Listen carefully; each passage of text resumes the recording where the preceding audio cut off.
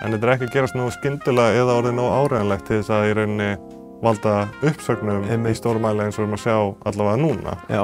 En einhver fyrirtæki samt ákveða að hlaupa á stað og segja upp fullt af starfsfólki á. Verið þið velkomin í þetta podcast Gervigreind hjá Javelin AI. Ég heiti Pétur Már Sigurðsson og með mér hérna Sverrir Heiðar Davíðsson. Og við ætlum í þessum fjórða þætti, er það ekki? Þetta er fjórða þáttur. Þetta er fjórða þáttur. Við ætlum í þessum fjórða þætti að tala algenga misskilninga eða svona röng viðhorf fólks gagnvart gervigreindinni. Eitthvað sem þarf að árétta kannski svona. Já, þetta er við kannski hugsaum þetta svolítið á ensku, common misconceptions og svo svona algenga spurningar að því við náttúrulega erum að kenna rosalega mikið af fólki sem veit stundum ekkert gervigreind eða bara það sem það hefur heyrt frá vinum og öðru fólki sem veit ekkert gervigreind stundum.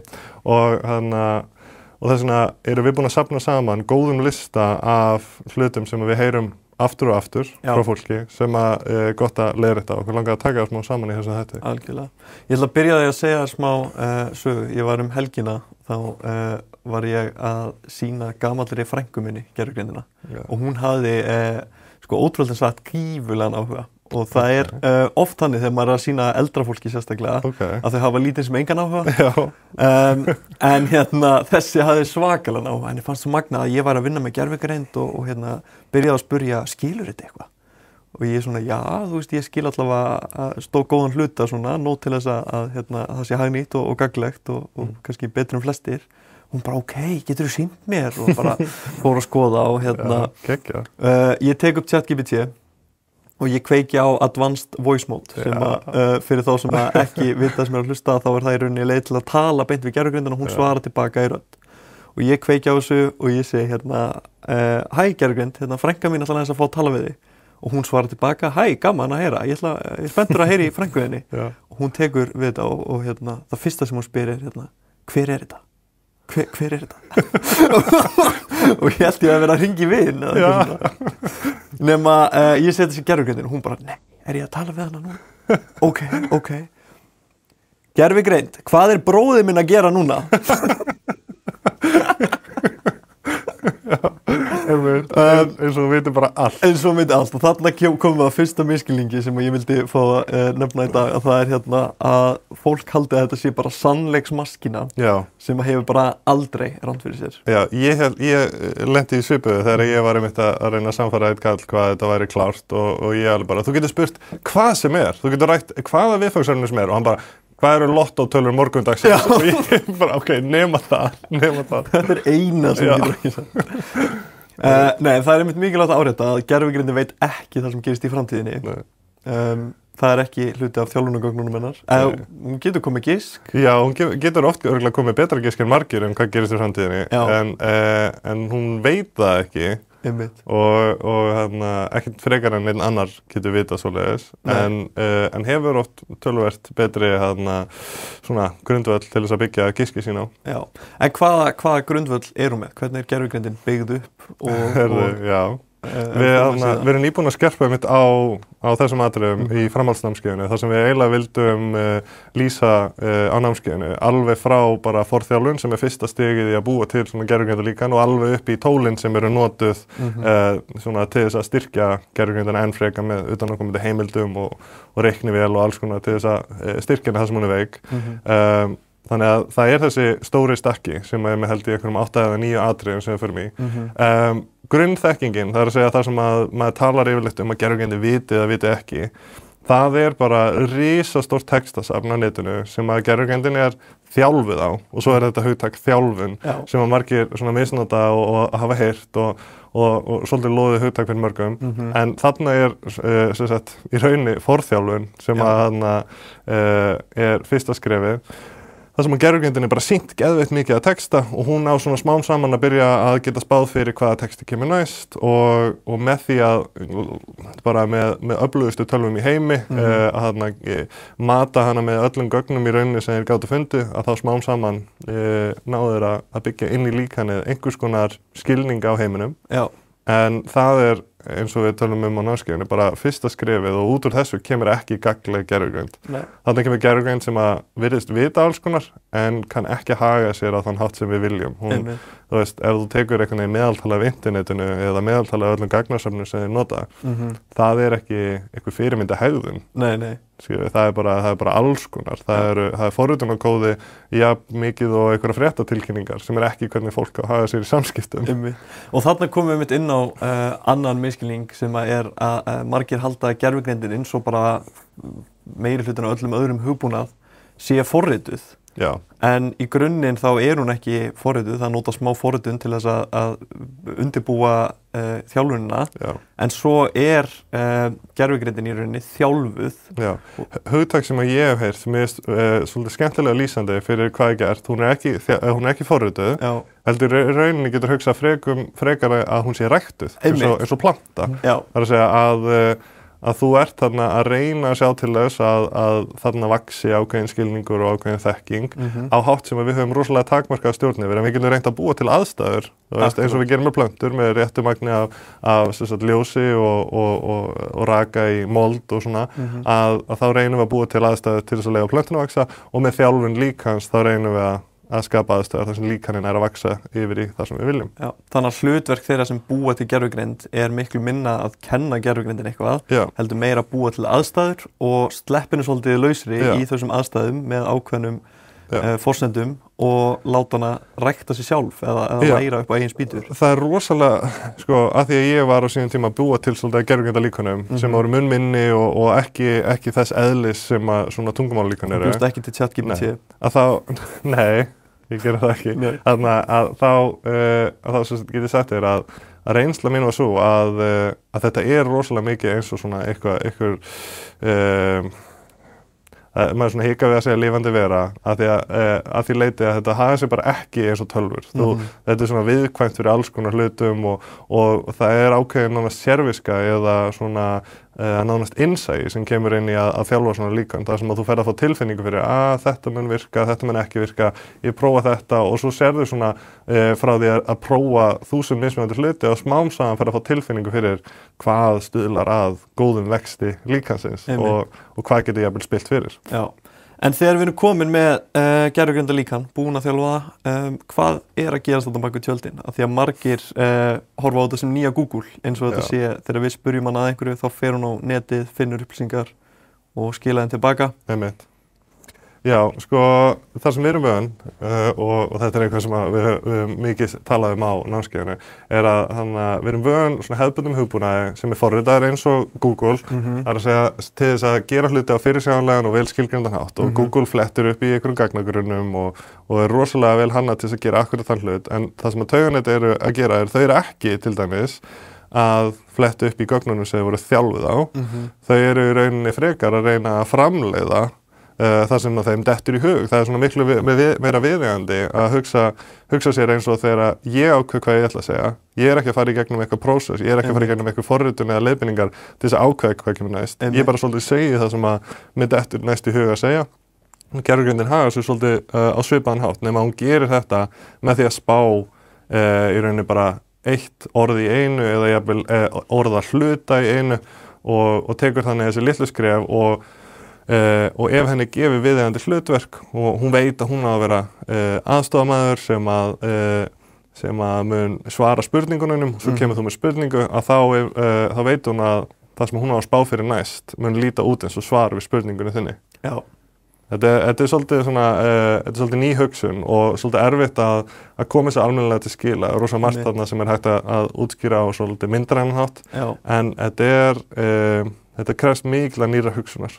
Þannig að hún það er miklu réttar að segja að hún sé að framleiða svar heldur en að skila svari. Einmitt. Því að þetta svar var ekki til fyrir að hún byrjaði að búa til. Og þetta svar er mótað svona, þessi hegðun líkansins sem mótur rosalega mikið af umhverfinu hverju sinni sem er í rauninni samtalið okkar. Allt sem ég hef sagt fram að þessu mun svolítið móta og íta líkanu út í að haga sér á einn eða annan hátt. Svolítið eins og með lifandi veru, ef þú skapar fyrir hamstur, einhvers konar umhverfi þar sem er rosalega róandi, fullt af mat og svoleiðis, að þá mun það bara móta hegðun hamstursins og hann mun vera rólegri og líða betur betur, en ef þú skapar mjög stressandi umhverfi, að þá mun haga sér allt öðruvísi. Þó svo að þú getur ekki stýrt hegðun hamstursins, að þá með öllu samhenginu sem að þú gefur gervigreindinni, að þá svona ítur henni í vissa átt og hvetur hana til að svara ákveðin hátt. Þá komum við svolítið að þessu svona samhengi, kontekst sem þetta er kallað á ensku, og sem að í umræðin í dag náskylt svona því að eyða sjúklega mikillri vinnu í kvaðninguna sína. Það sem kallast prompt engineering. Þegar þú hugsar ofboðslega vel hvað þú ætlar að segja við gervigreindina þannig að þú fáir sem best svör. Hvað myndirðu segja við þá sem eru alveg hrikalega uppteknir af prompt engineering, jafnvel að eyða lengri tíma í að búa til góða kvaðningu heldur en að lesa svarið sem þau fá? Reyndar langar mig að snerta því fyrst og þetta er eitthvað sem við höfum heyrt núna frá nokkrum þegar við erum að segja frá námskeiðinu, margir halda að námskeið okkar sé prompt engineering námskeið og snúist bara hvernig þú átt að semja skilaboðin. Þegar í rauninni það kannski svona 15-20 mínútur af námskeiðinu sem við sitjum í það að hvernig þú átt að móta skilaboðin sem þú sendir. Og þetta kemur fólk ávart að því þá veltaðu fyrir sig hvað annað ertu þá að kenna þessu námskeið. En sem sagt, þetta prompt engineering hugtak, þetta hefur svolítið splittað gervigreindar samfélaginu, ef svo má kalla á netinu. Sumir eru rosalega mikið á því að þetta sé það sem er mikilvægast að kunna og aðrir á því að þetta sé algjört aukaatriði. En þetta var mun mikilvægara fyrir svona 2 árum þegar við vorum með eins og GPT 3.5 og GPT 4 sem voru miklu ófyrirsjáanlegri að þá var vel skrifuð kvaðning eitthvað sem að gat gert að verkum að það sem að annars myndi gefa rosalega lélegt svar og eitthvað sem að þú verður rosalega ósátt við en með réttu skilaboðunum að það fengir eitthvað frábært. En líkönin í dag orðið svo miklu betri og þetta var eitthvað sem að ég og margir byggust við að myndi gerast er að eftir því sem gervigreindin verður klárari þá snýst að minna að þú sért góður í að stýrinni og meira að hún sé nógu klár til að skilja þig. Algjörlega. Og góð gervigreind ætti þar að leiðandi ekki að vera gervigreind sem þú þarft að kunna fullkomlega að nota heldur getur komið algjörlega móts við þig og unnið út frá ófullkomnum aðstæðum. Og þess vegna vissulega ennþá í dag þá getur þú fengið betri svör með því að gera fullkomin skilaboð en þú græðir alltaf minna og minna á því eftir því sem gervigreindin verður klárari. Og þetta fer meira að vera spurning hversu góður þú ert í að tjá þig og hversu góður þú ert í að koma hugmyndum frá þér af því að væntanlega þarf gervigreindin að skilja hvað þú vilt til þess að geta hjálpað við það. Algjörlega. Og þá nýja hugtakið sem er svolítið búið að taka við prompt engineering er context engineering sem að móta umhverfi fyrir gervigreindina, móta með öllu rétta samhenginu, gefa henni réttu skjölin og segja henni viðeigandi upplýsingar sem ég finnst mun meira viðeigandi hugtak. Þetta er það sem ég ímynda mér ofta að ég sé að gera. Já, mér finnst einmitt fyndið, ég sé alveg ennþá kursa á netinu sem að kenna prompt engineering og þau að nota einhver svona bestu tæknina sem að var uppgötuð fyrir 1,5 ári síðan. En það sem svo fyndið við þegar þú finnur eitthvað sem þú vilt kalla frábært prompt eða geggjaða kvaðningu, þá eru margir sem til með meira að vista hana hjá sér, til þess að nýta hana aftur og aftur. Með svona prompt libraries. Prompt library, bara bókasafn kvaðninga. En svo kemur uppfærsla á líkani. Og þá gæti vel verið að það hafi bara weights and biases í líkaninu, hvernig tauganið byggt upp, búið að taka sér allt aðra mynd. Og eitt prompt sem virkaði fáránlega vel fyrir gömlu virkar bara enga veginn fyrir nýju. Eða bara jafnvel og venjulegu texti. Já, eða einmitt, það hefur verið algjörlega óþarfi að setja allt þetta púður í þessa kvaðningu. En svo ég held að sá staður sem að svona mikil vinna sett í einn skilaboð á helst heima er þegar þú ert að búa til lausn, eitthvað forrit eða eitthvað svoleiðis sem að þú þarft að gera sömu aðgerðina 1.000.000 sinnum og vilt hámarka kannski líkurnar á því að svarið hafi rétta snið eða svona eins og JSON formatting þannig að það virki með restina af forrituninu þar sem þú þarft að vanda rosalega mikið hvað svar kemur út og stilla nánast eins og forrit að þá skiptir rosa miklu máli að kvaðningin sé nákvæm og vönduð og þar líka getur þú séð rosalega mikið mun á góðri og lélegri kvaðninga því að ein kannski skila sér í 80% success og önnur í 90% og það kannski þessi virði þegar þú ert að keyra eitthvað milljón sinnum en þegar einhver eins og ég og þú erum bara að tala við ChatGPT fyrir okkar reglulega verkefni að þá meira virði í að setja púður bara í samtalið frekar heldur en að fullkomna fyrstu skilaboðin af því að við erum svo sjaldan að keyra nákvæmlega sömu skipunina aftur og aftur. Algjörlega. Ekki spurning og þetta með að stóri stafir, spurningamerki og allt þetta almennt séð skiptir ekki miklu máli. Ekki fyrir flesta, þú veist, þetta eitthvað sem gæti haft pínu áhrif þegar þú ert að keyra eitthvað milljón sinnum og það gæti skipti máli að munurinn á 98,5 og 98,9 gæti alveg verið þess virði að laga greinamerki þarna fyrir þann ávinning en ég myndi segja fyrir langflesta notendur, þá mun þetta bara þvælast fyrir ef þú ferð að ofhugsa þetta. Algjörlega. Ekki spurning. Og þú myndist þarna aðeins á að nýja sem að taka við context engineering. Það að sem sagt fara að reyna að stýra samhengi í gervigreindarinnar. Þetta mikið umræðin í dag sérstaklega. Fann það var einhvern sem sagði á fyrirlestri sem þú varst á þann daginn að hann elskaði samhengisgluggan meira en fjölskylduna sína Já, þetta eitthvað sem orðið rosa mikilvægt fyrir forritara sérstaklega sem eru náttúrulega svolítið ríkjandi í gervigreindaumræðinni en þú getur kannski líka aðeins sagt mér að því að þú aðeins meira forrita með gervigreindar en ég þegar þú ert að byrja verkefni og ert að láta gervigreindan skrifa hvaða samhengi finnst þér mikilvægt að gervigreindin hafi þú veist, eða agentin eða hvað sem þú ert að nota til þess að standa sig vel í þessu verkefni Það fer eftir því hvers eðlisverkefni ef að það verið að fara að laga eitthvað í kóðanum sem að ég að skrifa sem þá tilbúið verkefni sem þá tilbúið en það þarf að laga einhverja villu eða bæta einhverju litlu við þá finnst mér almennt samhengið ekkert skipta það miklu máli heldur þarf það að vita allt sem viðeigandi fyrir þessa villu skjali sem villan í og kannski einhver skjöl sem tengjast þessu eitthvað sem kallar í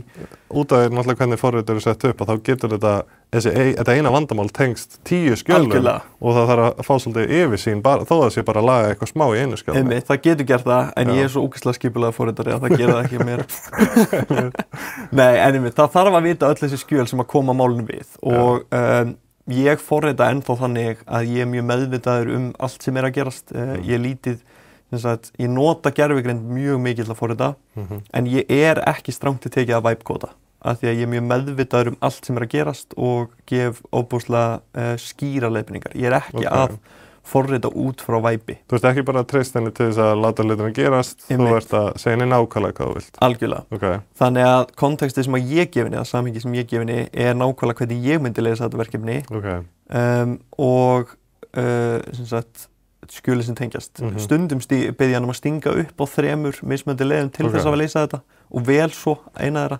Já, þannig að þú ert svolítið meira að stíla í rauninni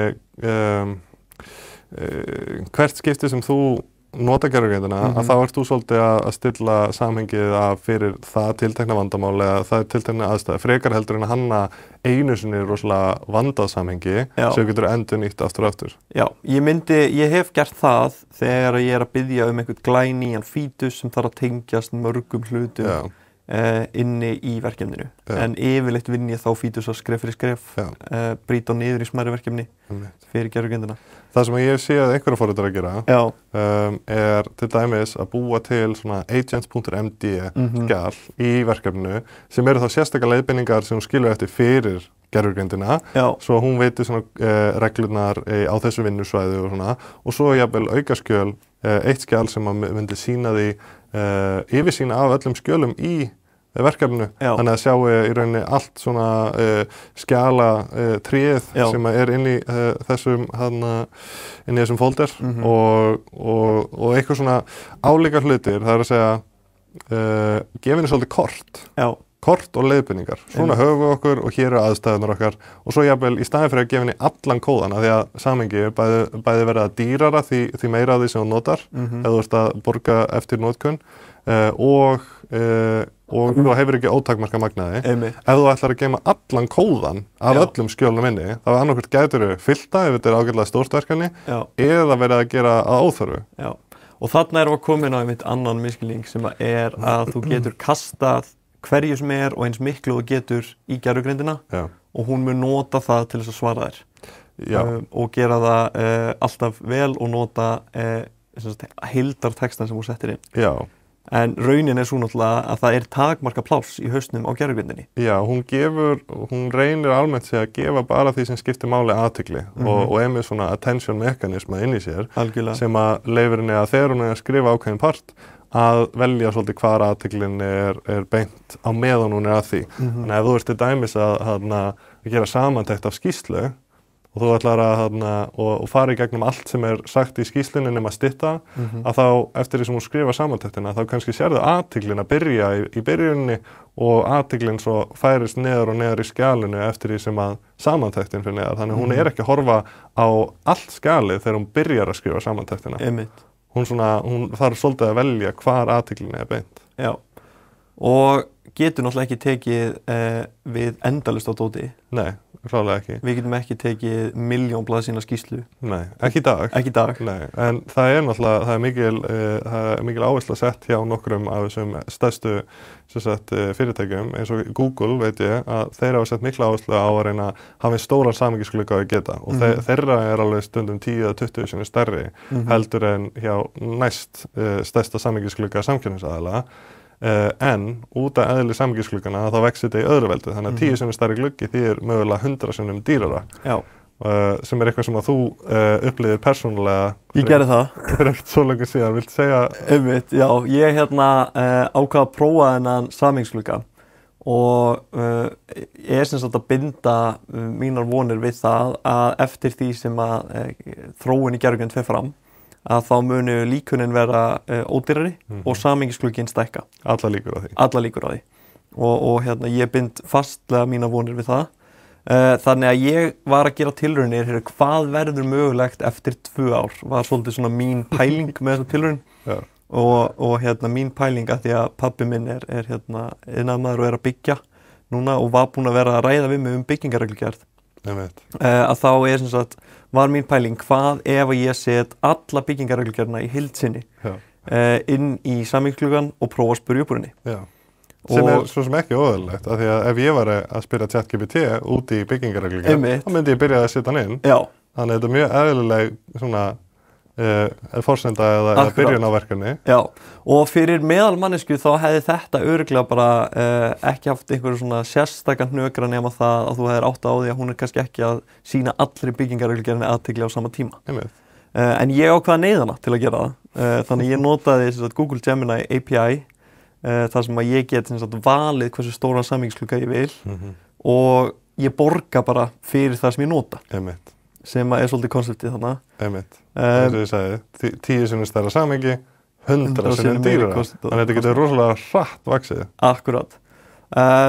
Ég set alla byggingarreglugerðina inn, fer að spyrja, gengur vel. Ég fæ frábæra niðurstöður. Bara verð mjög impressed af því hversu vel þetta stendur sig. Ákveð að senda þetta á bæði pappa og nokkra vini pappa og vini mína og sýna þeim hvað þetta sniðugt. Og allt í einu eru bara svona 6 aðilar farnir að spurja Gemini út í byggingarreglugerðina með risastóran samhengisglugga á minn kostnað. Og reikningurinn í lok dags var 100.000 krónur fyrir þessa tilraun.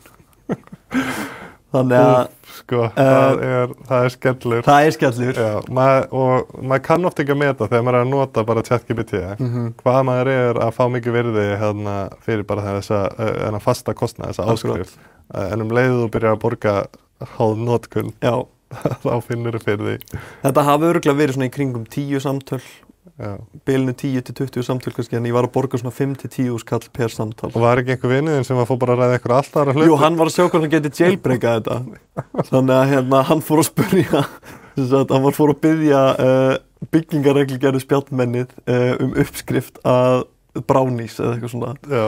Þannig að hann var að tala brownies við byggingarreglugerðar spjallmenni mitt og kosta mig, þú veist, 1000 kall í hverri spurningu eða eitthvað.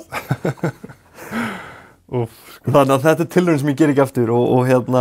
Allavega ekki aðeins að setja einhverja stoppera á. Einmitt. Það versta við Gemini API-in er að þau, allavega á þessum tíma, ég nú ekki kíkt á það síðastlega 3 mánuði, en í sumar í vor þegar ég var að gera þetta, það var ekkert kapp.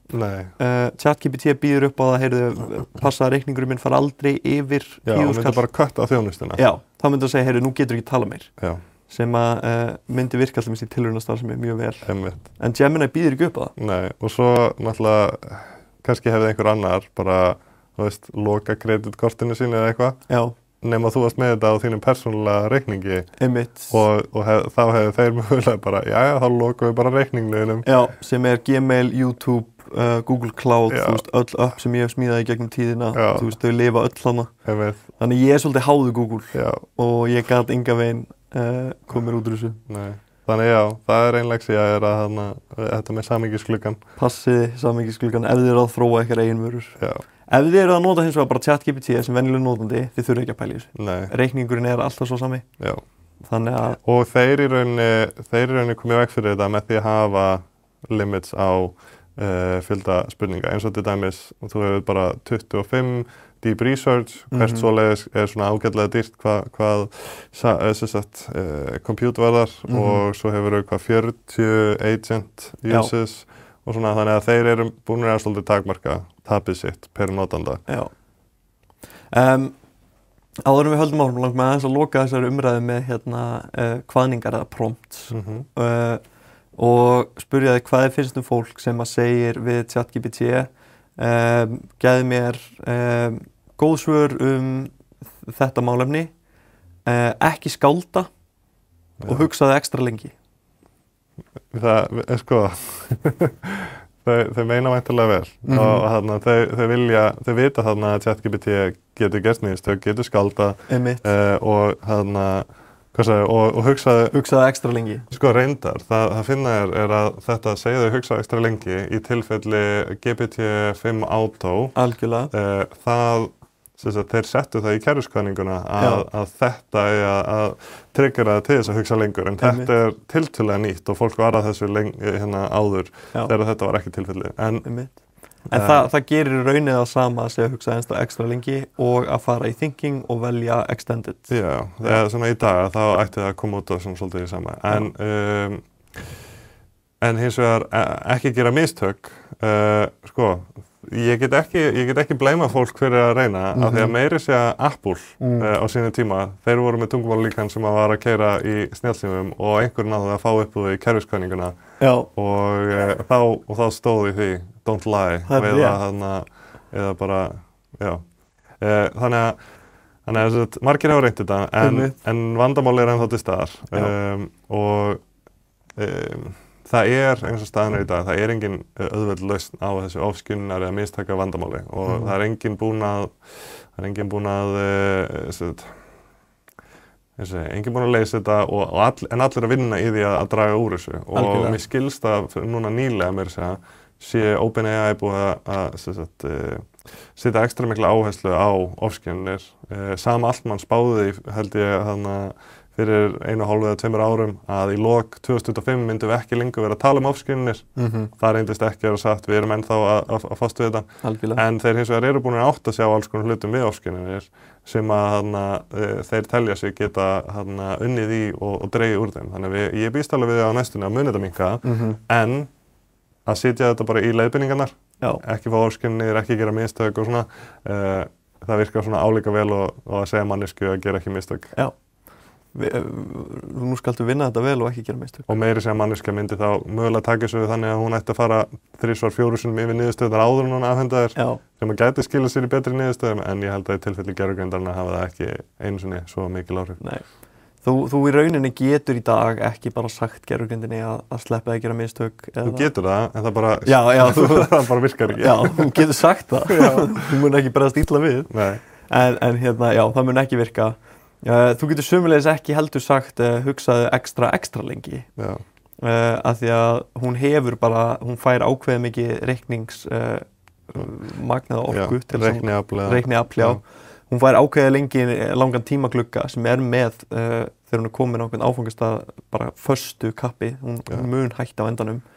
Þannig að í rauninni eina leiðin til þess að fá hann alltaf að hugsa lengur að velja aðra stillingu að hana líkan. Já, eða gefinni, þú getur líka náttúrulega lengt að vissuleiti með því að gefinni nægilega langt verkefni.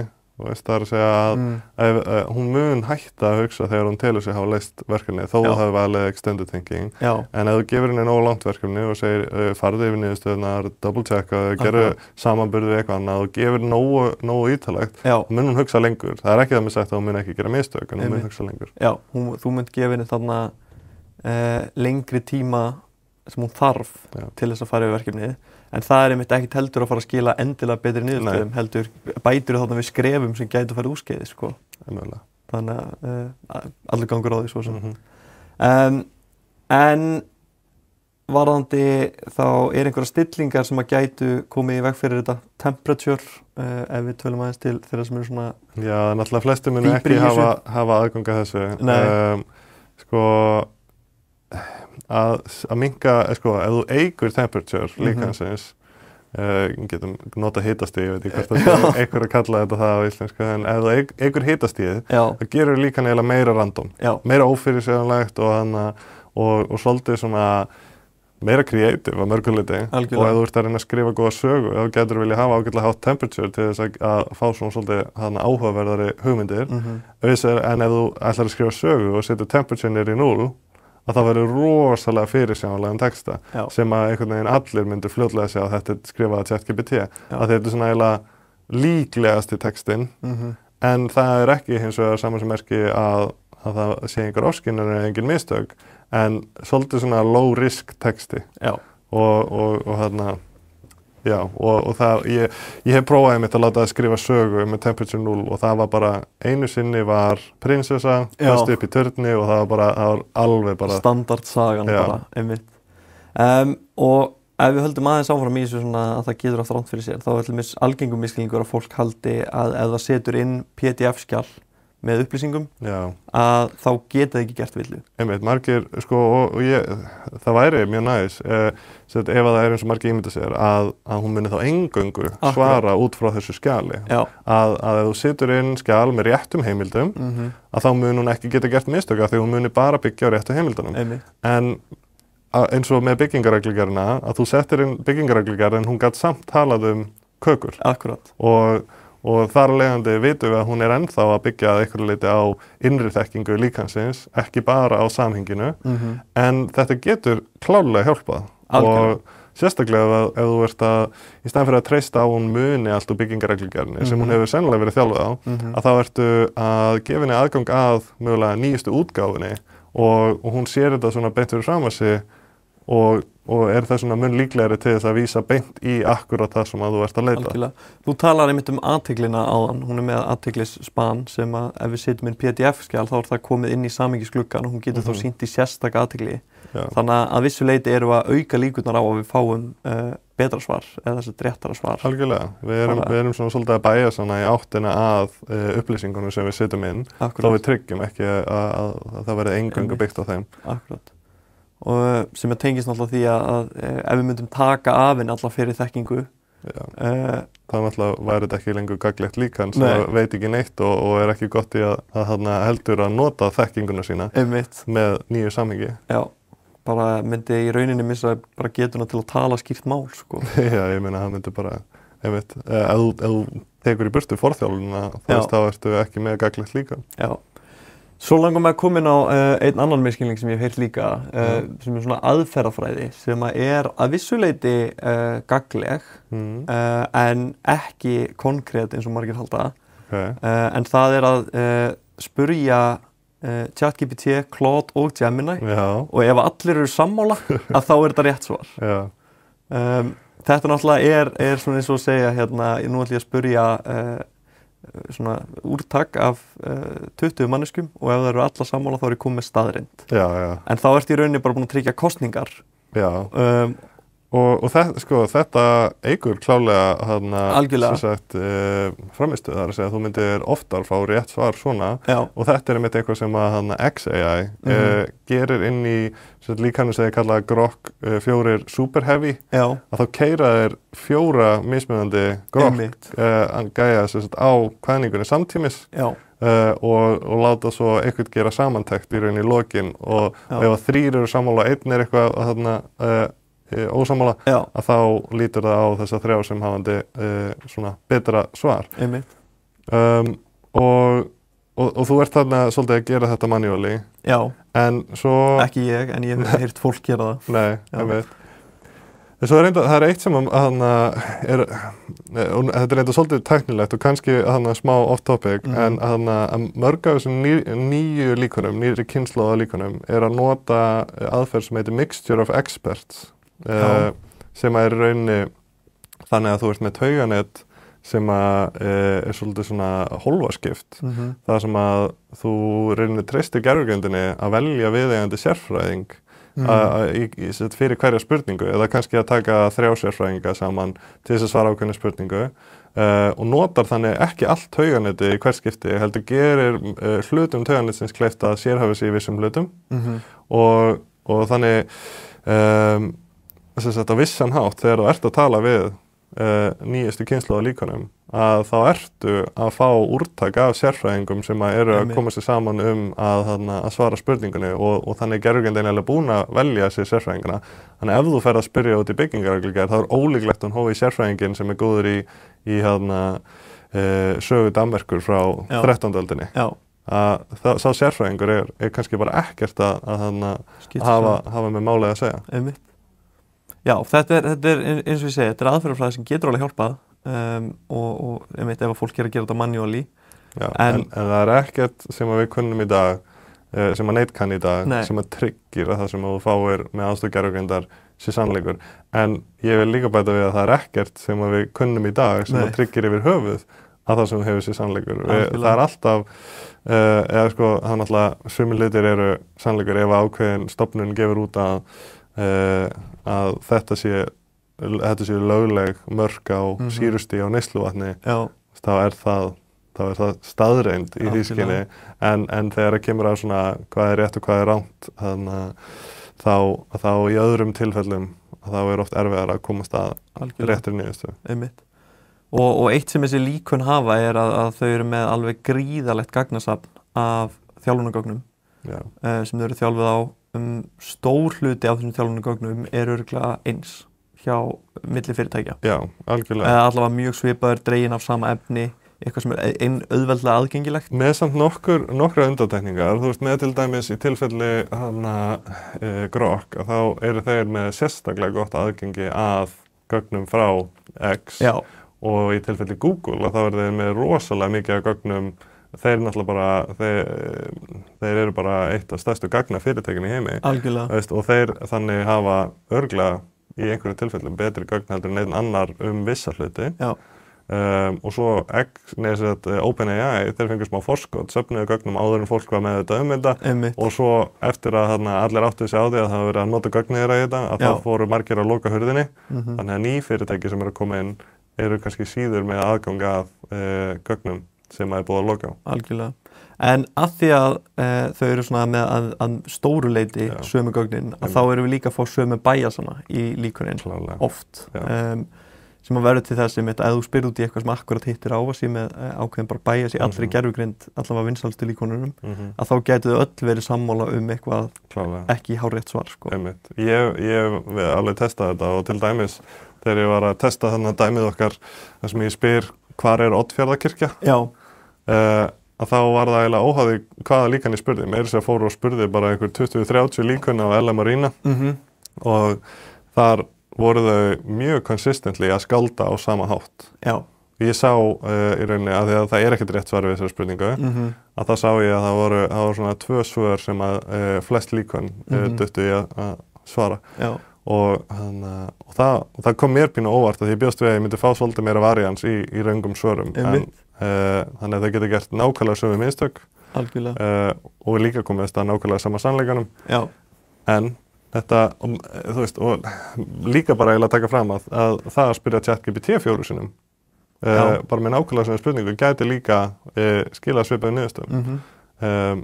Þannig að þetta er aðferð, svolítið þarna tímafreka aðferð með að við að spyrja bara einu sinni en einhver aðeins framistöðu. Já, en einmitt, þegar við tölum við gervigreind þá erum við ekki að fá eitthvað fyrirfram skrifað eða tilbúið svar og það er einmitt algengum misskilningur hjá fólki að halda ef þau spurja að einhver ákveðin spurningu og orðan á einhvern ákveðin hátt að þá munu þau alltaf fá sama svar. Já.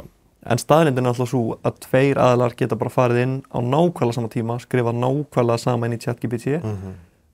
Báðir getur verið með alveg glænýjan aðgang þannig að ChatGPT hefur ekkert eitthvað enga reynslu af þeim og fengið algjörlega ólík svör. Já, að því að það er alltaf smá svona slembni í svörunum. Algjörlega. Þar er þetta með hitastigið á líkanu. Ef að báðir aðilar myndi spyrja sem spurningu með hitastigið saman sem 0, þá eru miklu betri líkur á því að þau myndi fá það. Það er reyndar, ég hefði haldið að líkurnar væri bara 100%, það myndi fá sama svar, en ég var að sjá eitthvað nýlega, eitthvað rannsókn sem var fyrirtækina Mira Murati, sem var CTO hjá OpenAI, fór að stofna, er að hún fór að ætla að leysa þetta vandamál með að geta fengið sama svar frá gervigreindinni og það var greinilega aðeins meiri dýpt á baku þetta heldur en ég átta mig á að það er að til dæmis að einhverju leyti virðist vera að ef þú keyrir nákvæmlega allt eins með sama jafnvel seed og allt sem á að tryggja nákvæmlega sama randomness að þá getur í einhverjum tilfellum samt fengið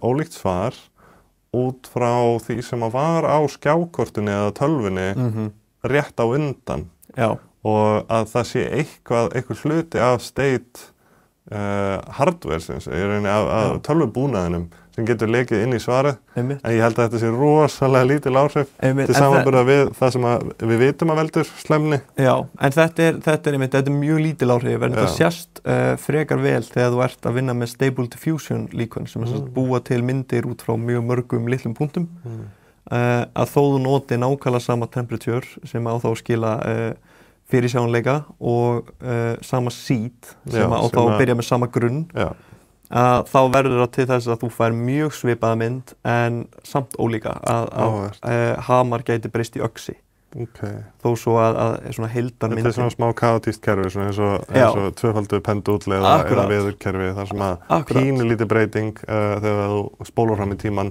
veldur rosalega miklu fráviki. Algjörlega, því þetta er svo margir gagnapunktar sem að vinna þarna á sama tíma. Þannig að það er eitthvað örlítið meiri dýpt þarna en svona starffræðilega ef að hlutir haga sér eins og eru forritaðir til þess að haga sér þá ætti að vera hægt að fá sama svar en við erum að rekast þarna bara á mörkin á einhvern veginn tölvubúnaði í einhverjum tilfellum. Já, og þarna séum við sko ætti að vera hægt að fá sama svar en fyrir meðal notanda sem að nota ChatGPT er eiginlega bara ómögulegt að fá sama svar aftur. Já, af því þeir hafa ekki eins og aðgang að temperature og það er bara mjög ólíklegt að þeir muni fá nákvæmlega sama svar. En það er að vissuleyti samt háð spurningunni. Sumar spurningar geta ítt í svolítið út í hornið, það hefur ekki neitt annað að velja en að svara svona.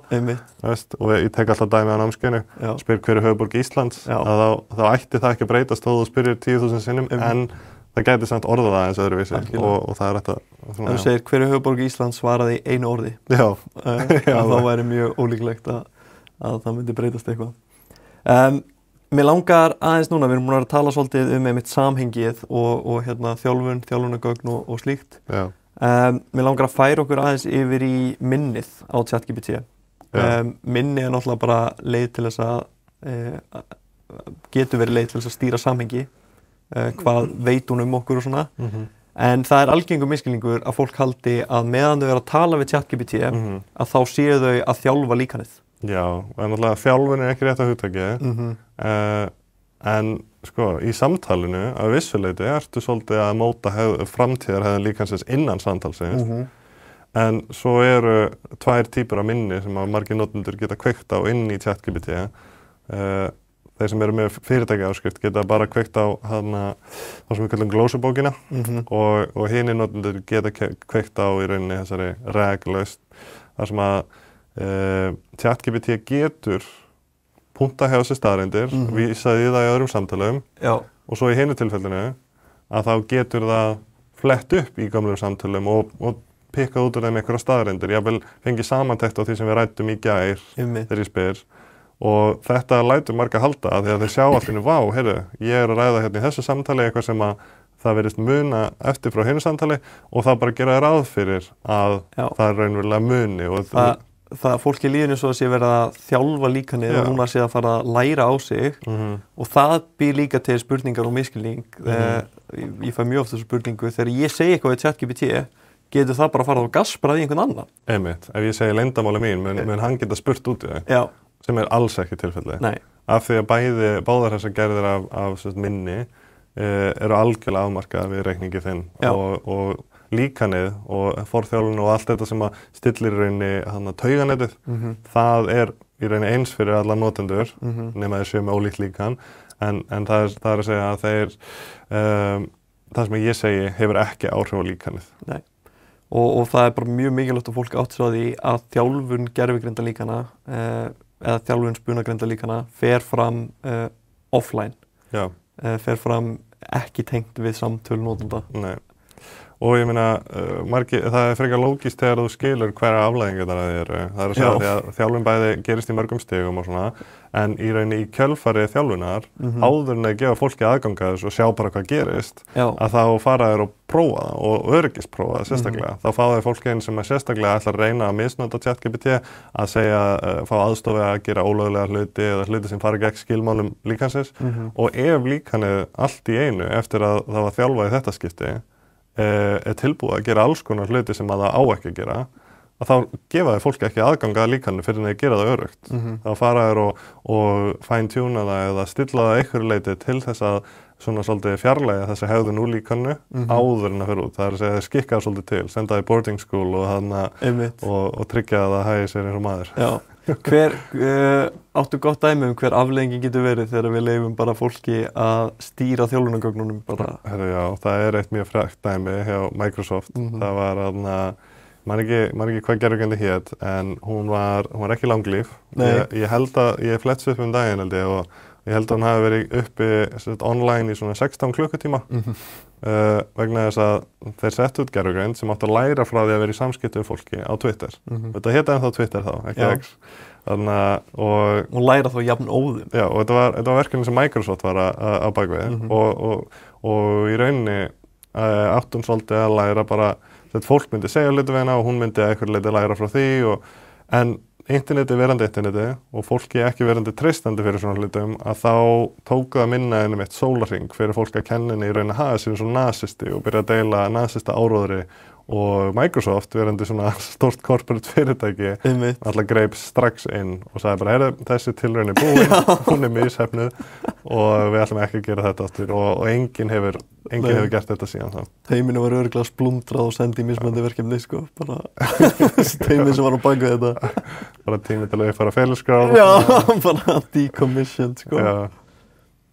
Algjörlega. En fyrsta líkunin eru ekkert að læra að það er ekki þjálfun í gangi og að við séum öruggin í þessu umhverfi að leyndarmálin okkar er ekki að leka til einhvers annars.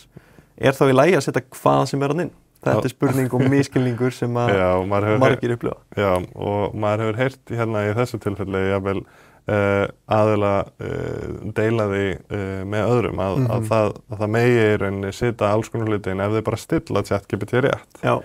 Að því að þú getur farið eða þú ert með einstaklingsráskrift og þú getur farið inn og sagt ég vil ekki að gögnin mín séu notuð til þjálfunar. Algjörlega. Og það sem sá takki á að gera er að gera verkum að næsta kynslóð líkana mun ekki fá að sjá samtölu þín á meðan að þjálfun stendur. Akkurat. Sem er með flott ef þú vilt ekki að einhver annar geti spurt út í leyndamálin, ef þú ert alltaf að ræða leyndamálin og þau koma 100 sinnum fyrir í samtöluninum, þá getur mögulega verið að ef það er þjálfað á þeim að einhver geti fengið upp á líkanu. En það er engin leiðsamt fyrir þann notandi eins og að vita hvort að þetta sé satt, hvort að þetta hafi komið, hvort að líkan sé að skálda eða hvort það hafi komið raunverulega frá og þetta er samt þó að þetta væri 100 samtöl bara dropi í hafinu. Já. En það að slökka á þessu þýðir ekki að þú megi gera þess að þið sýnist. Af því að það eru samt persónuverndarlög til dæmis sem segja bara að þú mátt ekki senda ákveðnar upplýsingar til einkafyrirtækja eða deila ákveðnum upplýsingum. Þú mátti jafnvel ekki eins og alltaf skoða ákveðnar upplýsingar nema að fara í gegnum ákveðin skref fyrst sem að tryggja að hluti séu gerir rétt. En en sem sagt það sem að þarf að hafa í huga mitt að þrátt fyrir að gögnin okkar verði ekki notuð til þess að þjálfa, þá erum við samt að deila gögnunum okkar með einkafyrirtæki í Bandaríkjunum. Og ef þetta eru viðkvæm gögn, þá þetta samt að fara að vera í höndunum á þessu einkafyrirtæki. Þetta eru gögn sem eru sennilega fara að vera geimdeks þar í Texas, það sem OpenAI er með sín gagnaver og það eitt og sér, óháði hvort þú væri að nota gervigreind eða ekki, getur verið illa séð. Illa séð, ólöglegt eða gegn reglum fyrirtækis. Þannig að þó slökkur á þessu, þá þarftu samt að passa hvað þú setur inn. Já. Með hefðbundna áskrift á ChatGPT þetta í rauninni ekkert ólíkt í að senda kollega þetta í gegnum Facebook Messenger. Einmitt.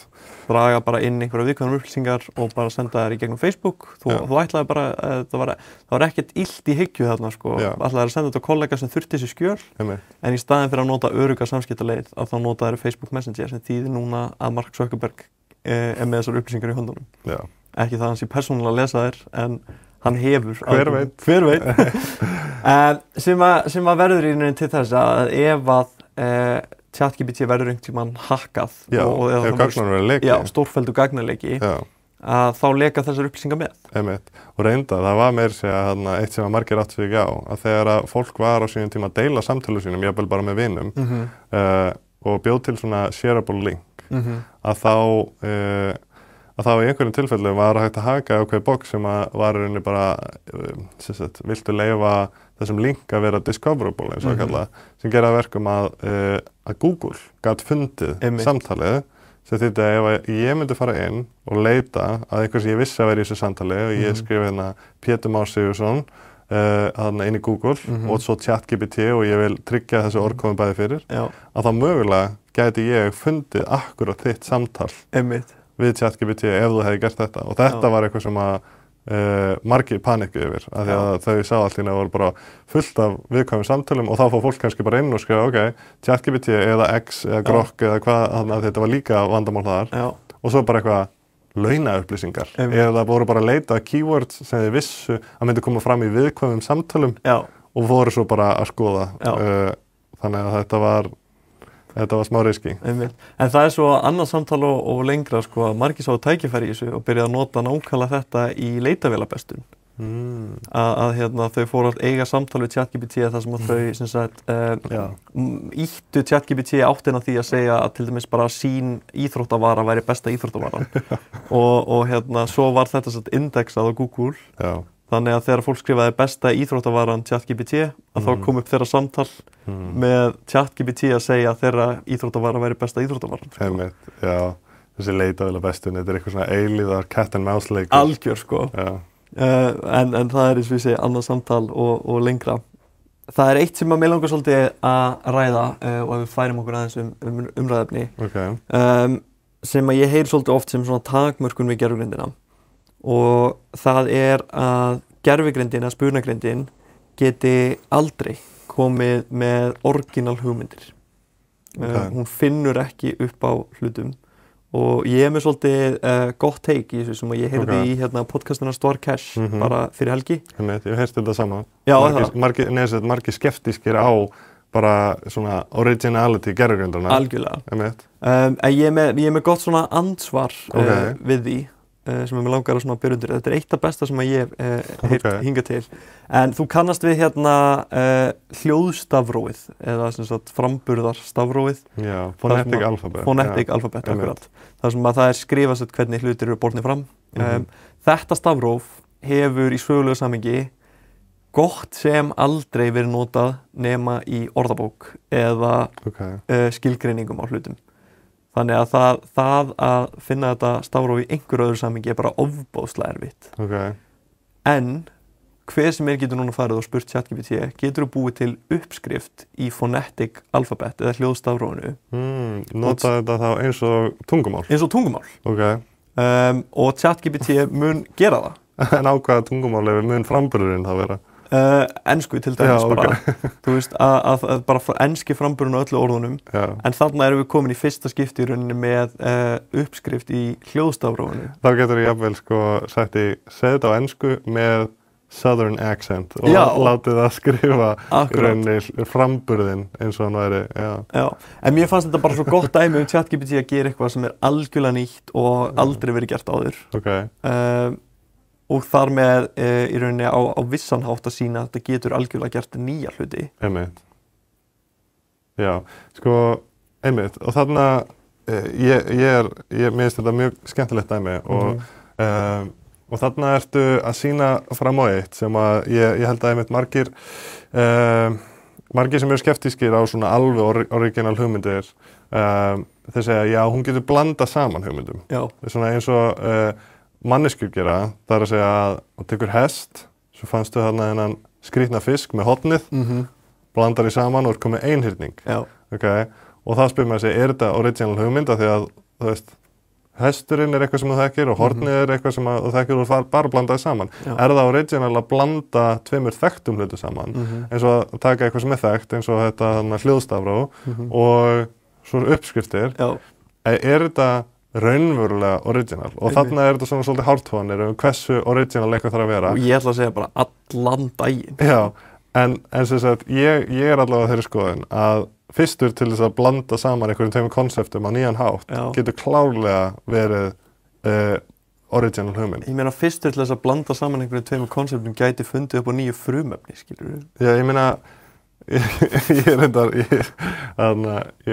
ekki fundið upp á en uppgötað, skilur við? Já, þess að einhver nýja vísindalegar aðferðir og nýja leið til að mæla og svona. En ég meina líka bara þegar einhver talar um ný startup, ótrúlega mörg startup segja, við ætlum að vera hérna booking.com fyrir eldhúsvörur eða eitthvað og bara blanda saman tveimur konseptum sem virkar rosalega ótengd, en ef að þú hittir á gott konsept, gerir það vel, að þá ertu mögulega komið með geggjað fyrirtæki. Pældi ég að vera fyrsti gæinn sem að nefndi einhyrning. Ertu að segja mér að hann hafi ekki verið kreatífur? Eða með dreka, að taka saman, ok, þú ert með snák hérna fyrir hálsinn og svo ertu með hérna fuglega leðurblöku fyrir vængina þú veist, ég meina þetta er bara ég meina pældi ég að vera fyrsti maður að blanda saman, þú veist, álfum og orkum í sama heim og trúlofunarhring og allt í náttúrulega komið Lord of the Rings. Já, þetta er, mér finnst þetta original en þessir aðalega segja, já, það mun aldrei svona, þú veist, það mun aldrei gera eitthvað eða komið hugmynd sem að er gjörsamlega ný og það sem að þeir eru þá ofta að nota sem viðmið þú veist, ef þú hefði þjálfað gervigreind á öllum gögnum fram að ákveðnu ári, hefði gervigreindin geta uppgötvað afstæðiskenninguna. Þú veist, hefði það geta uppgötvað nýja eðlisfræði og svoleiðis. En þarna finnst mér verið að setja viðmiðið svolítið hátt. Algjörlega. Af því að fyrir 99,9% af mannkyninu, ef þú settir þau í þessu spor og segja, ef þú kennir þessari mannesku, allt sem að fólk kunna á þessum tímapunkti, að það var ein manneskja. Það var bara sem að náði að tengja þetta saman og náði að fatta og finna upp á þessu. Men flest fólk hefur aldrei fundið upp á það upprunalegri hugmynd að hún sé ekki blanda af einhverju öðru. Já, þannig að mér finnst þetta svolítið svona gagnslaus umræða upp á það að gera að þú ert bara að tala um einhverju svona heimspekilega hártónir hvað í rauninni frumleg hugmyndi er. Þannig að ef við tökum aðeins út fyrir það og pælum í rauninni hvað er praktískt, bara það að koma með nýtt koncept inn í geira þar sem að það koncept hefur aldrei verið notað getur verið ótrúlega verðmætt og að tengja saman tvö svið og að vera, sem sagt, hvað er þetta kallað, sem sagt, svona þverfaglegur sérfræðingur, það er að segja eða hvað sem að kalla þegar að þú í rauninni svona tengi saman tvö viðfangsefni og þú ert kannski eins og tölvunarfræðingur sem vinnur hjá veitufyrirtæki og ert þarna að koma með nýja þekkingu sem getur aðstofað á því sviði. Dæmi. Já, sem ég er náttúrulega vann við þannig. Ég vil segja að þú ert hérna sálfræðingur sem vinnur hjá tölvuleikjafyrirtæki og getur fundið upp aðferð til að halda fólki föstu í leiknum. Já, ég meina, þú veist, að blanda saman þekkingu og koma með eitthvað nýtt inn á svið getur verið rosalega verðmætt. Og þó að gervigreindin finnir aldrei upp á einhverju einsfrumlegu og afstæðiskenningunni og finnir upp á nýri eðlisfræði og svona, að þá eru samt ótrúlega mikið að verðmætum tækifærum í því að bara blanda saman konseptum. Og ég meina, Google DeepMind hefur nú þegar sannað að hún getur fundið upp á leiðum til þess að gera hluti sem við höfum gert hingað til enn betur, eins og þessi stærðfræðisönnun sem að Google DeepMind lét sem sagt Gemini 2.5 Pro keyra í hringi yfir sama dæmi aftur og aftur, alveg sko 100 sinnum. Okay. Þú veist, ég held að þetta hefði verið 600 sinnum eða eitthvað svoleiðis sem að hún var að gera, keyra á sama dæmi aftur og aftur og í hvert skipti að reyna að gera enn betur.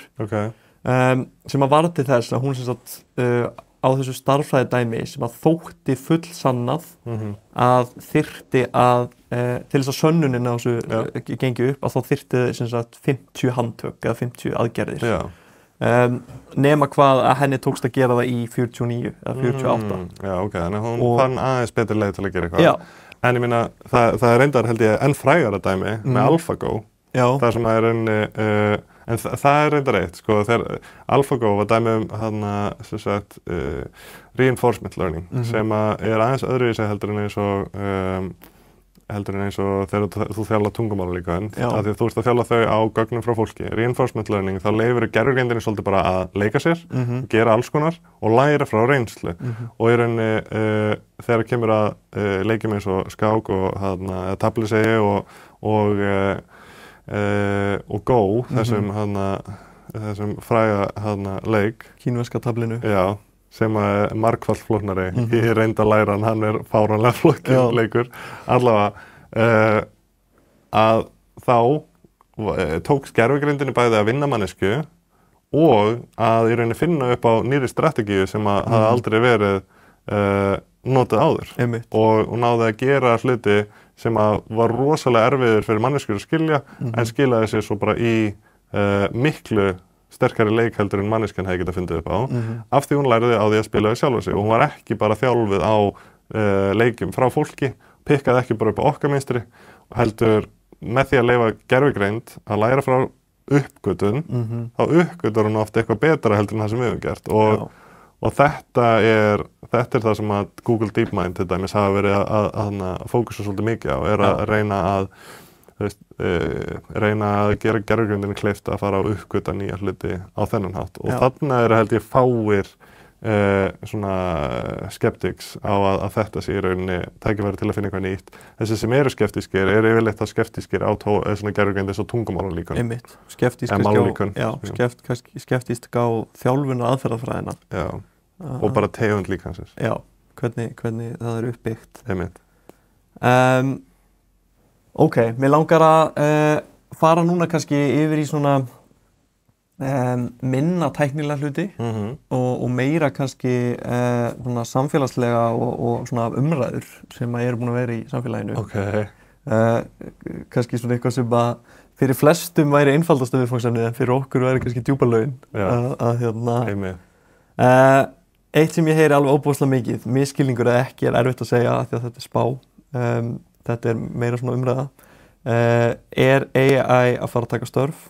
Eitthvað sem er mjög oft sagt er AI mun ekki taka störfið þín, heldur manneskja sem notar AI mun taka starfið þitt. Já, ég hef heyrt þetta svona 100 sinnum á fyrirlesturum, sérstaklega svona business fyrirlesturum gervigreind. Gervigreind fyrir stjórnendur. Já, þetta er rosalega ofnotaður frasi. 101. Já, en já, gervigreind mun ekki taka starfið, en fólk sem kann á gervigreind mun taka starfið. Sko, ég held að það sé bæði.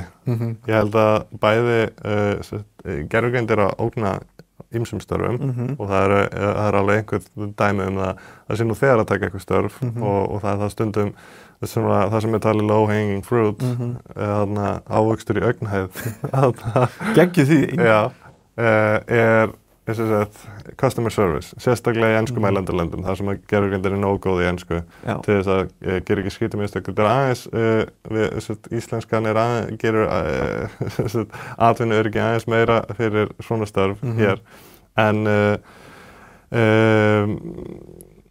sem sagt, bæði, já, það eru dæmi að gervigreind tekur alveg störf. Svo eru líka dæmi að gervigreind gerir kannski nokkra starfsmenn afkastameiri og minnkar þörfina á fjölda starfsmanna af þeirri gerð hjá því fyrirtæki. Það sem að þú kannski í staðinn fyrir að ráða 5 forritara að dugar að hafa 2 sterka forritara með gervigreind til þess að ná sama markmiði og þar eru þá kannski og það er kannski ekki endilega í því tilfelli 5 forritarar og svo var 3 sagt upp heldur getur þetta líka haft þá birtingamynd að það var bara aldrei ákveð að ráða fleiri forritara þegar að þörfin hefði kannski hér áður krafist fleiri forritara í því tilfelli. Og þetta er að ógna svolítið svona junior forritarastöðum sérstaklega og þetta er farið að vera mælanlegt núna í Bandaríkjunum að það sem sagt lítur betur út svona fjárhagslega að gefa reyndum forritarum gervigreind og fá það til að auka afköstu sín svoleiðis af því að þeir geta svona svolítið nota gervigreindina eins og nýja starfsmann af því að nýja starfsmenn í forritunum oft notaður í einföld verkefni. Svona, hér er einfalt og vel skilgreint verkefni sem þú svona kastar í einhvern junior forritara til þess að æfa hann og þjálfa hann en núna getur þú kastað saman verkefni í gervigreindina og treysti að hún muni gera það. En nema hún er fljótari, mun ódýrari og jafnvel betri í að leysa sum vandamál en hún er ekki endilega að koma í staðinn fyrir senior forritara. Þannig að þetta er svolítið að loka hurðinni fyrir nýja forritara. Þannig að þarna er þetta klárlega að fækka þörf á vissum sérfræðingum. En svo hefur maður heyrt líka að það var Andrej Karpathy held ég sem sagði fyrir einhverjum 2-3 árum að eftir nokkur ár þá myndum við ekki þurfa á geislafræðingum sem að vera út frá því að vera að túlka X-ray myndir og bara svona almenna sneiðmyndir.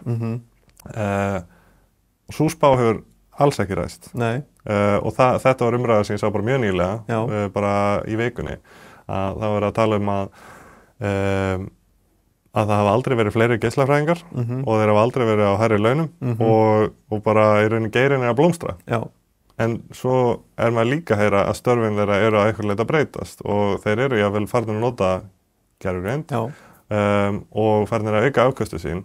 En þá komum við inn á sem sagt nefnilega eitt paradox sem að ég man ekki hvað það heitir. Ég ætlaði einmitt að segja með forritanardæmið sem hún tókst á þann að margir eru að sleppa því að ráða en eru þá í rauninni að kjósa þá vegferð að draga úr kostnaði frekar heldur en að auka afköst. Halda afköstunum eins og draga úr kostnaði frekar heldur en að auka afköstin og halda kostnaðinum eins.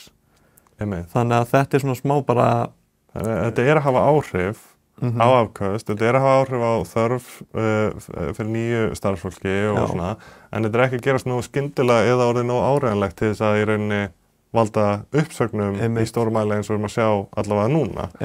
En einhver fyrirtæki samt ákveða að hlaupa á stað og segja upp fullt af starfsfólki og voru nokkuð fræg atvik.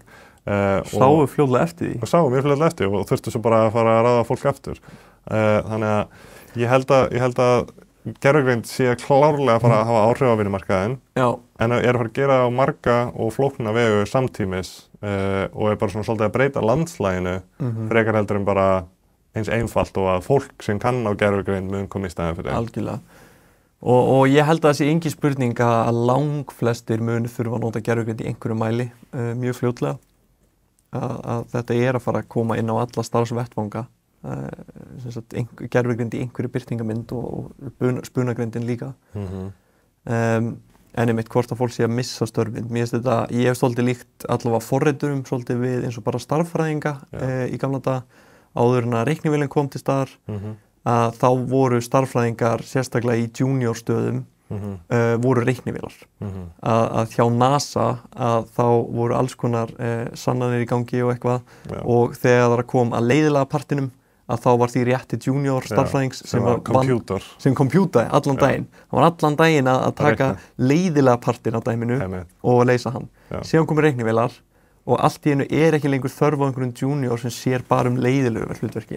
Heldur geta allir hjálpast að leysa það sem að starffræðingur finnst skemmtilegt að gera og það er að uppgöta nýja hluti eða að leysa flókin verkefni. En ég var að muna núna þetta paradox sem ég nefndi, þetta heitir Jevons paradox, sem er í rauninni það að þegar þú dregur úr kostnaði eða eykur nýtni, að þá getur oft samt aukið notkun á einhverju. Það er að segja að segjum að þú í rauninni gerir dæmi sem oft tekið er að bílar, ef þeir eru orðnir sparneyttari og þú getur keyrt lengri vegalengd á sama magna eldsneyti, að þá jafnvel eru fleiri sem að myndi fara að keyra meira af því að þeir hafa allt í einu efni á því og þá eykst heildarnotkun á auðlindinni. En þú getur tekið sama dæmi og sett það hérna á gervigreind. Segjum að þú sett með listamenn og margir listamenn upplega mikla ógn út af gervigreind, að hún sé að koma í staðinn fyrir myndlist og tónlist og allt þetta. En ef að myndlistamæðurinn verður sérfræðingur í að nota gervigreind og getur jafnvel fara að búa til list sem að hann telur í vera jafn góða og list sem hann myndi gera á miklu tímafrekari hátt og getur kannski búið til 10 listaverk á sama tíma og myndi búið til 1 og getur þannig lækka kostnaðan á vörunni sinni. Það eru jafnvel fleiri sem eru tilbúinir að kaupa listina af þeim á þessu nýja verði sem getur þá jafnvel aukið heildar eftirspurn af slíkri list eða slíkri vöru eða, þú veist, grafísku hönnuður að það eru kannski einhver fyrirtæki sem að tíma ekki að borga grafískum hönnuði til þess að taka máli sín í gegn hvort sem það er vefsíða eða auglýsingar eða eitthvað svoleiðis af því að það eru dýrir en ef að grafískur hönnuður tífaldar afgjöstu sín og segjum bara að minnka verðið sitt þriðjung eða niður í þriðjunga því sem það var að þá eru kannski fleiri sem tímaði heildar viðskipti sem að þessi grafíski hönnuður að gera aukast, hann jafnvel hækkar í launum af því að það eru fleiri sem hafa efni á þessu. Algjörlega. Þannig að það er svona dýnamík sem að kemur líka og veldur svona svolítið unintuitive afleiðingum. Það er þessi afleiðingar sem við myndum ekki endilega sjá fyrir eða fyrst svona eðlileg. Einmitt. Og mér finnst einhvern veginn eins og bara því meira sem að ég er inn í þessari senu og rýni virkilega í breytingar svona bara út frá sérstaklega persónulegri reynslu að þá verði ég alltaf minna og minna hræddur við eitthvað katastrófískt vegna þess að ég er að sjá það bara að þetta er að auka bara framleiðni og nýtni og lífsgæði fólks bara í miklu mæli og ég hef ennþá ekki séð neitt sem er ekki bara viljandi að vera fúll á móti sem að hefur fundið fyrir einhverjum gífurlega erfiðum afleiðingum af gervigreindinni. Já, ég til dæmis, ég veit að einhverju forritarar eru bara miklu duglegri forritarar og njóta vinnuna meiri og hafa enn meiri gaman af sköpuninni og ég sjálfur sem gaf mér aldrei tíma að forrita fyrir ekkert svo lengi síðan er allt í henni farin aftur að geta það af því að gervigreindin lækkur svo mikið þröskuldin og ég komið svo hratt af stað með það sem ég langar að gera. Ég held að áhrifin eru viðtæk og mikil en þetta er ekki eins svart og hvítt og bara gervigreind mun taka störfin ykkar. Akkurat. Þetta er svolítið öðruvísi en önnur tækni hvað þetta var þar. Þegar það kom reiknivél þá var það svona svolítið svart hvítt. Nú höfum við ekki vél sem að gerir þetta hraðar og betur og svo allt í henni höfðu það. Og það er svona skyndileg áhrif. Versus ef að þetta hefði verið þannig að það kæmi tæki sem gerist það sem að vinna við útreikninga aðeins afkasta meiri og aðeins afkasta meiri og þeir uppfæra alltaf tæknina og í dag er 20% hraðari og svo er 30% og svo 40%, svolítið eins og gervigreind er, þá hefði sennilega ekki orðnar eins svona fljótar afleiðingar af þessari nýju tækni. Þannig að af því að gervigreindin hún sökkaði pínu til að byrja með og er svona smám saman búin að vera betri, að þá mýkir það heilmikið þetta högg. Já. Að lokum langum að taka fyrir eitthvað sem að ég séð og heyrt að gervigreindin sé að fara að ná hámarki mjög fljótlega. Að hún sé komin á þennan svokallaða plató. Já. Sléttuna. Hásléttu. Hún er hætt að verða betri og það er meðal annars einn misskilningur þarna inni sem er sem sagt að hún sé hætt að vera betri vegna þess að allt efni á internetinu, góður hluti af efni á internetinu sé núna skrifaðar að gervigreind. Einmitt. Og það sé að hafa einhver katastrófísk áhrif á þjálfunina. Já, þetta er heldur betur ekki tilfellið allavega ennþá. Algjörlega. Það getur enginn spáð nokkur ár fram í tímann, hvort að munum allt í henni vera búin að bara botna þessa tækni. En það eru einhverju hlutir annað sem við getum séð. Við getum séð að trendið upp á við í auknum afköstum, í aukinni getur líkana, það er ekki búið að hægja á því. Nei. Það eru fáir mælikvarðar hins vegar sem að í rauninni skalast vel. Það er að segja að ég tek stundum dæmi að segja, þú veist, ef þú ert með 2 rosalega klára nemendur og með 2 klára gervigreindir og ætlar að reyna að meta hvor þeir klárari. Er nýja gervigreindin sem við gáðum út í gær betri en svo sem var fyrir ári? Ef báðar fá 10 á prófinu, þá veist ekki hvort það sé betri. Þannig þú þarft erfiðara próf. Þangað til þú getur séð, já, heyrðu, hún er að standa sig betur á þessu prófi. Þannig að sum próf eru orðið mettuð eins og það kallast. en önnur próf eru bæði bara mun erfiðari og mæla framistöðu líkamans á annan hátt sem hefur kannski ekkert skýrt þak og getur gert enn betur og enn betur. Þau eru öll að sýna að hver einasta uppfærsla sem kemur út betri og það á fyrirsjáanlega hátt. Við erum að sjá eins og við ræddum í seinasta tvöföldun á lengd verkefna sem gervigreindin getur gert á 7 mánaða fresti. Og þessi tvöföldun ennþá í gangi og það finna að þegar grafið sem ég sá notaði Sonnet 3,7 og þá varum við komin upp í cirka klukkutíma afköst. Það komin 7 mánuði síðan. Svo var ég að tjekka núna, GPT-5, 2 klukkutímar. Og það ennþá bara akkurat 7 mánuða tvöföldunartími og það verður gaman að halda áfram og fylgjast með og sjá hvort þetta halda áfram. Það gæti alveg verið að þetta breytist. Engin veit hvað framtíð ber í skauti síðan. En ekki einu svona gervigreindin. Nei, en það allavega klálega ekki hæðunni. Varandi gagnavandamálið, það er líka svolítið algengum misskilningur, meiri segja meðal sérfræðinga í viðfangsefninu. Það að segja að það vissulega ekkert rosalega skynsamlegt að þjálfa gervigreind á sínu eigin úttæki bara aftur og aftur og aftur og láta hann einhvern veginn bara læra frá því sem hún var að segja seinast. Það getur verið slæm hugmynd, en það gerir þetta heldur enginn, að þjálfa hana á bara einhverju efni. Það eru komnar aðferðir til þess að meta hvaða gervigreindaefni gott og hvað ekki. Til dæmis, ef þú ert að leysa stærðfræði, ef þú getur staðfest að svarið sé rétt, að þá ef þú ert með 100 dæmi gervigreind að leysa stærðfræðidæmi, en 10 þeirra voru rétt, þá þjálfur bara á þessum 10 sem voru rétt. Algjörlega. Og ef þú ert með það sem er kallað svona verifiable viðfangsefni, þar sem að þú getur tjekkað hvort það er rétt, þá er rosalega auðvelt fyrir þig að þjálfa gervigreind á gervigreindaefni ef þú bara velur gervigreindaefni sem er rétt. Þannig að mikið af þessu verifiable efni til dæmis raungreinar. Já, raungreinar eru rosalega mikið svona. Það er svona oft auðvelt að verifæja hvort það séu réttar eða ekki. Já. Líka hægt í öðrum geirum ef að maður getur einhvern veginn náð samhenginu úr eða ákveðnum línum, quotes, hvað sagði. Já, það er bara ákveðin skref. Það er að segja að ef þetta, þá þetta, þó að það kannski sé ekki heil lausn í sjálfu sér, að þá gætur mögulega einhvern veginn staðfest, já, þetta er afleiðing sem er rökrétt að komi frá þessari fullyrðingu. Þannig að með þessum hætti að þá eru mörg af þessum gervigreindarfyrirtækjum farin að fókusa minna á að safna nýjum gögnum af því að þau eru svolítið eins og við veitum búin að hámarka það og meira farin að fókusa á að verða betri í að búa til þjálfunargögn með gervigrindinni sjálfur. Framleiða þau bara. Já, og þannig að það er svona, við erum að sjá kannski byrjunina á einhvers konar svona snjóbolta áhrifum. Það er að segja að ef við getum nota gervigrindina til að bæta gervigrindina, en þetta er rétt svo að fara af stað. Þetta er, við erum svona alveg á fyrstu skrefunum þarna. En við erum allavega ekki ennþá búin að rekast á neitt vegg. Og þrátt fyrir það sem að margir hafa verið að fullyrða trekk í trekk bara seinustu árin, þá held að, já, nú erum við hægt að sjá og svo kemur næstu uppfærsla og þá er það, já, never mind, núna erum við búin að rekast á vegg. Þannig að þegar það gerist, þá verðum við fyrstir að tala um það. Ekki spurning. En það er ekki. Við erum á hraðri leið upp í augnablikinu.